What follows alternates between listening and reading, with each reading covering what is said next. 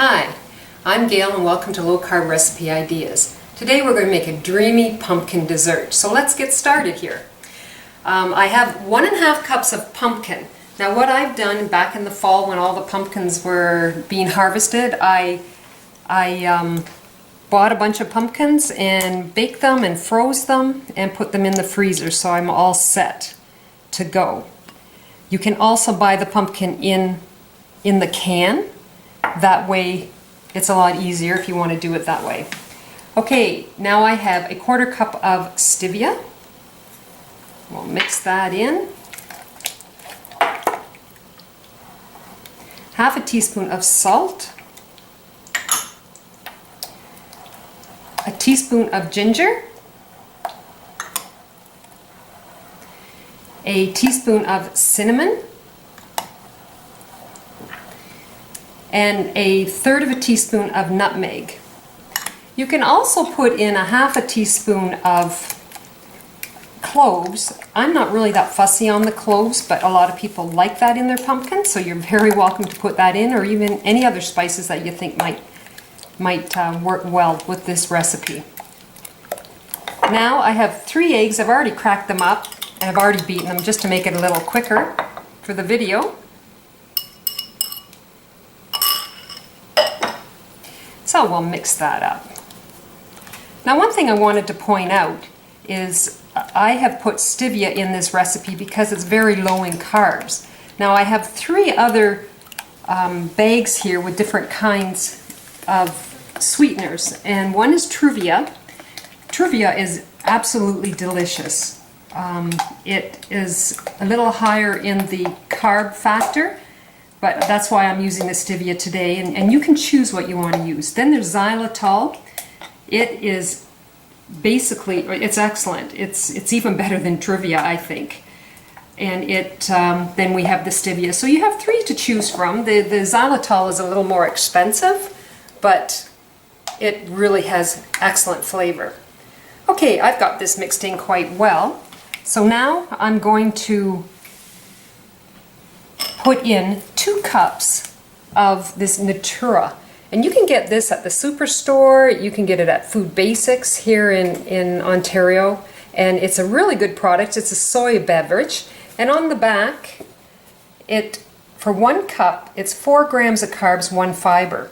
So that is excellent. So you're looking at basically 3 carbs per cup, so you're looking at 6 for this recipe. So we're going to put in 2 cups of this Natura beverage, soya beverage.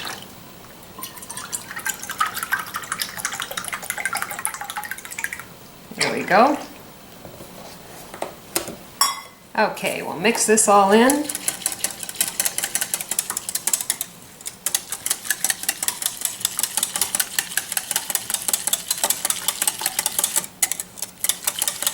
Okay, I think that's pretty good. Now I have my cookie tray and I have my ovenware dishes. Now you can buy ovenware dishes anywhere, but make sure they are ovenware so that you're not going to have them crack in the oven. Let me get organized here.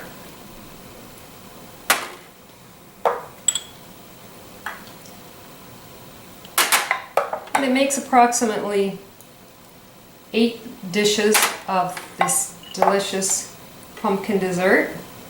And I found that I started eating desserts because my husband absolutely has a sweet tooth and he always wants desserts after his meal. So I tried to find something that was lower in carbs, and he actually enjoys this dessert very much also. So we binge out on pumpkin desserts quite often. Especially because I've got so much in the freezer too that I make a variety of different desserts. There we go.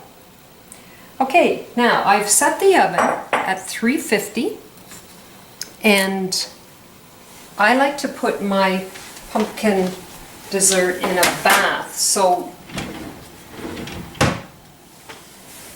what I've done is I'll just set it on the tray And then I'm just taking water from the kettle, and I haven't boiled the water or anything. I just put the water in to the cookie sheet. And that sort of gives it a bath in it, and it bakes evenly. So you're putting it in the oven at 350 for 45 minutes. And to check to make sure that it is done, just get a toothpick and put it in the dessert, and once it comes out clear, you know it is finished. And you can keep an eye, it might take 40 minutes, but mine on my oven in the middle rack, it takes 40 minutes. Okay, I'll be back in a few minutes, or after the 45 minutes they're baked, and we will check out how the dessert turned out. Okay, we've taken the dessert out of the oven, I've let it cool, and now here's one of my finished products. And I think I'll just put a little more whipped cream on there. Just remember, you have to add the carbs on if you're going to have the whipped cream, but the Cool Whip, it's not really that high. So, I hope that you enjoy this dessert as much as I have. Another success. We'll see you in the next video. Take care. Bye now.